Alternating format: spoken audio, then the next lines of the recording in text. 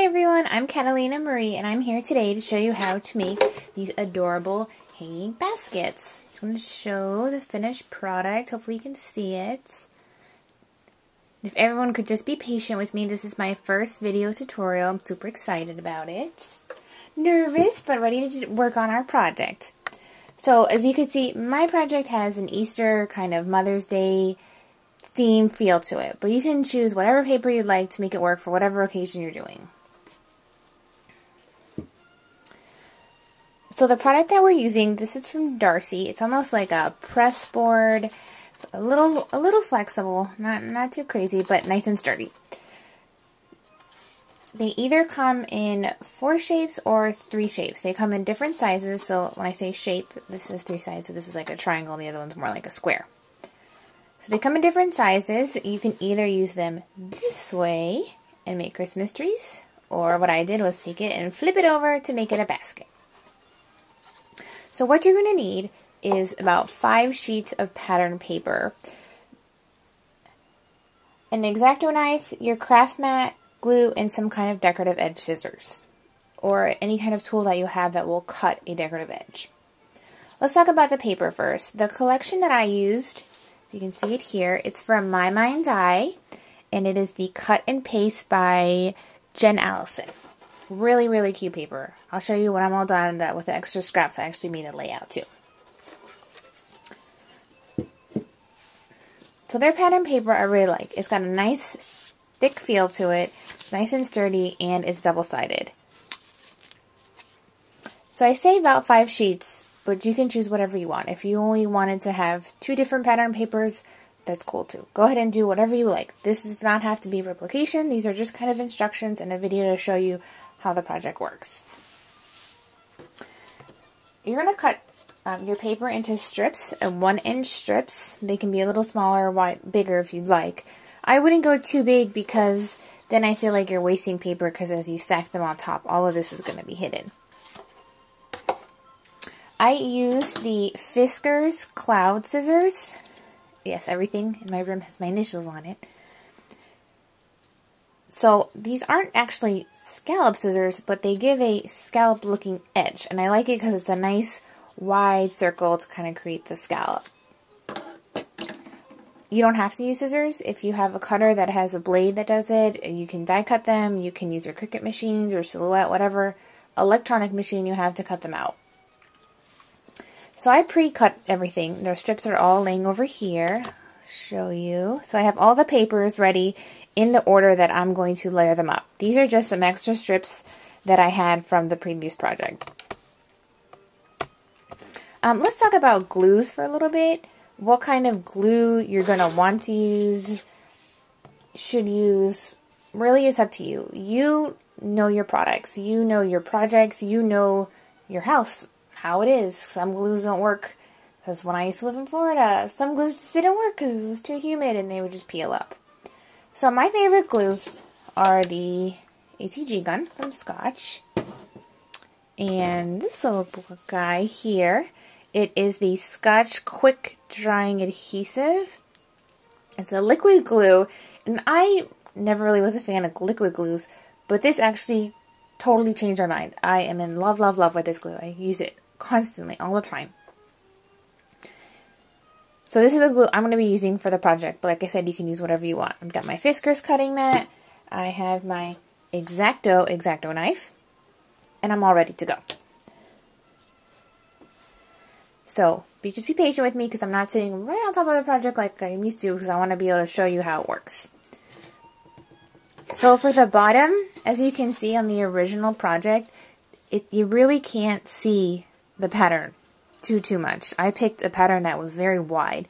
And when I say wide, I mean the pattern spread out. So I'd pick a very tight pattern, like this piece here. On the other side, it has these little polka dots. This is perfect. A nice tight little pattern. So on the bottom, I'm really not going to leave a lot of paper. So I'm just kind of going to figure out where it's going to go, how far down or up I want it. Do I want to show a little craft? Do I really want to cover it up? It's up to you. So let's get started here. I have some classical music playing in the background. I have a little TV in my room, but I actually normally watch TV. But I didn't want it to be distracting in the video. And please excuse if you hear the dog barking or any aircrafts. We're a military family, so we live on base. And sometimes it just happens. They come around. So let's get the glue ready. I don't think you can hear, I don't know if you heard that, but I hear little swooshes because I'm running out. So I gotta scoot it all to the top. So I'm just going to take my glue and just spread it out. You really don't need a lot. Like I said, this stuff is pretty good. Actually really good, my favorite. So I'm just going to line it up where I want it, and I'm just going to hold it down. You want it to be completely dry, because you're going to be flipping and cutting, and you don't want it to move or shake. So let's just give it a little second. Press it down. I'm flipping it over just so you can see how it looks on the other side. There are some edges hanging off, and that's why I suggest the X-Acto knife with your mat. So that way you can get a nice clean cut when you cut it off.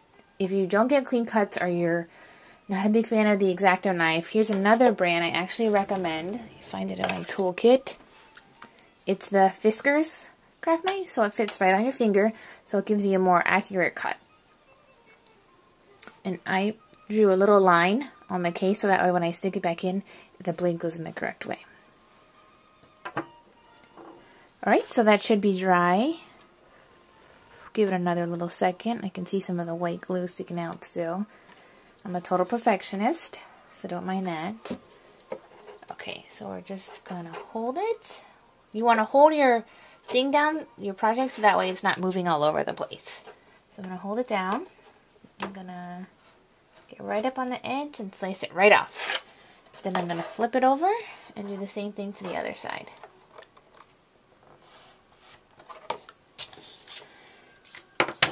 And that's it. So we're going to keep going layer by layer and just going up. This part's going to be kind of boring, so feel free to just slide on over to the end if you'd like. I'm only going to do one side just so you can see it.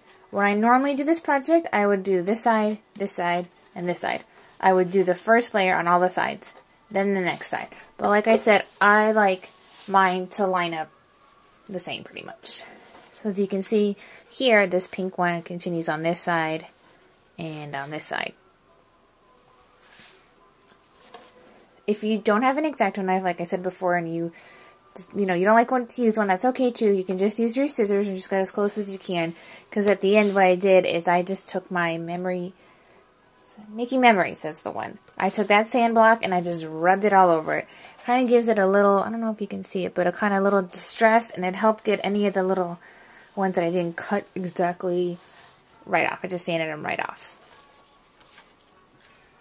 So let's go to our next one. Let's find the right side. And I'm going to just start with the row that I had created. This one is actually the flowers next, so I'm just going to use this little strip that I have here.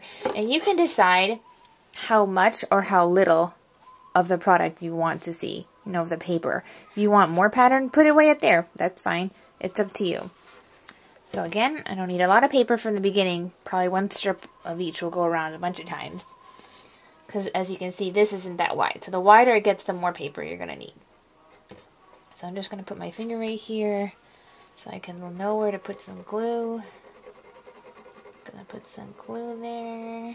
Make sure we get on the edges. A little bit on the pattern because I notice it sticks on the pattern. Whoopsie!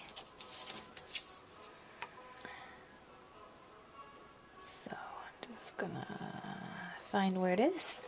Hold it down. And if you find that it's easier for you to do one whole side and go to the next side, feel free to do that too. I'm just doing one side so we can see how it starts to layer up.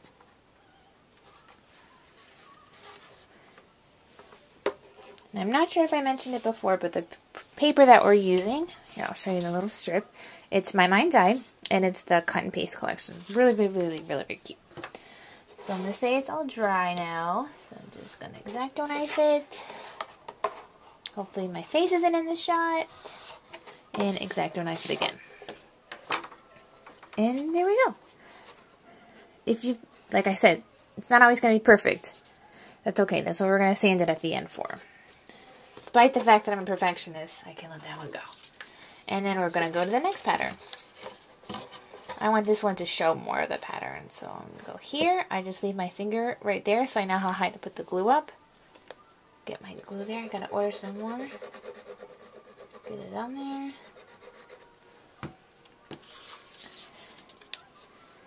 And let's get my pattern paper there. Squishing it to dry real good. If you have any questions or comments or suggestions or other things you'd like for me to show in a video, please feel free to leave a comment on this video, or you can go to my blog and I'll have a written tutorial as well, and some more pictures of the finished product so you can see it. And that is at www.kheartstudio.com. I actually made this project for a super cute scrapbook store. It's called the Creative Nook. It's in Great Mills, Maryland. If you're ever in the area, check it out. Or if you're local, you should be checking it out as well, since it is the only local scrapbook store out here. And there we go. So we're just going to keep going. So like I said, this part might be a little boring. Oh, so the next one's a little stripe. This kind of chevron pattern, which is very popular. It's super cute too. Need to get me some good more chevrons. Obsessed. Okay, lining it up again and glue it. And as you can see, it gets wider and wider because we're just going up with the triangle.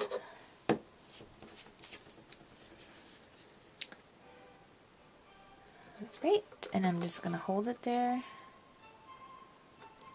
And let's say you put it down and you've messed up. You do have a little bit of playtime to pick it up and realign it.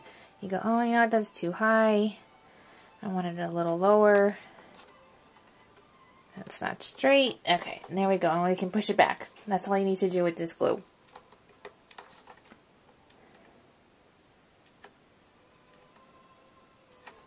Okay, that should be good. Let's flip it over. And let's X-Acto knife it, both sides. There we go. Just keep my little scraps to the side. And there we go. Hope everyone can see it and there's not too much light. Like I said, I'll take some more pictures and stuff. Oh, so you know what? The next pattern that I chose to use, I lined them all up like I showed you before, is actually the other side. I'm just going to flip this over and be able to use it. I like it there. That works for me. So remember, hold it. Let's hold it with your finger. Glue, glue, glue, glue, glue. And try and save paper. Whoopsie. And hold it down.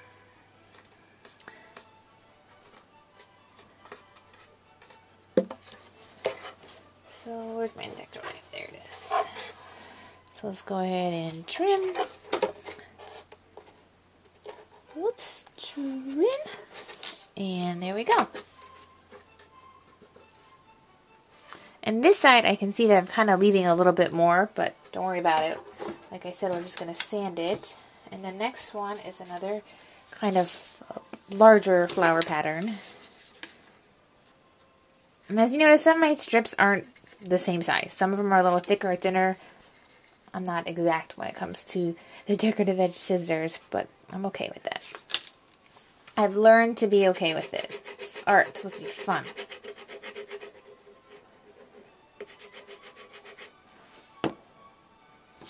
So, just kind of remember what side you're using, because like I said, this pattern is way down here too. So, there we go. Flip it over. X-Acto knife. I'm putting a little bit of pressure on the project just to make sure it's held down in place. Not sure if I remember if I talked about that or not. Oops, here's the camera. And there we go.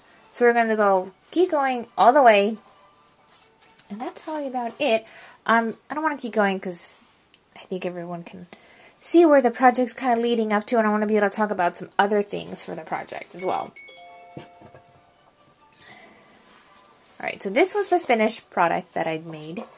And as you can see, like I talked about, I sanded it. So after the whole thing, all the sides were done, I just took the sanding block, which I have right here, I don't know if they still make this. I actually keep mine in a little tissue because I don't like the extra dust to get all over my room. I have pets. They bring me enough fuzzies. So I just took the sanding block and I just got it directly on there. I don't mind, I'll show you again. And I just scraped right on it. Do around the edges, as little or as much as you like. So what I did afterwards is I kind of wanted a trim. So I used the Maya Road. I'm not sure exactly what it's called, but I know they make it. It's like a cream colored pom-pom ribbon. And I used red line tape. If you don't know about that, it's a nice thick, not thick, well I'm going to say, how can I describe this? A nice sturdy tape. And it'll hold things very, very, very well. So I put it all along the top of the edges. This is just, this actually is extra ribbon that I had for my wedding. I got married not too long ago. So, and they were both cream color, or close to cream color. So what I did was, not sure if you can see it, right there. I punched a hole on opposite ends. Let's see, right there, and right there. So you'll be able to hang the ribbon. And then I just put a knot at the end, so then that way the ribbon doesn't go right back through the hole. And then these little butterflies were actually cut at the store. They have an AccuCut machine, tons of dies, amazing stuff. I'm like in heaven there. I love die cuts. So I die cut this. Is out of like a chipboardy kind of paperboard material. And I'll probably do another tutorial later on how I spritzed them and got them to curve since the material was so thick. And then all I had was these. I had these little rhinestone pearls in these little swirly shapes. So I just added them on. And then that's it, my whole project. And as you can see, some of the butterflies kind of pop open.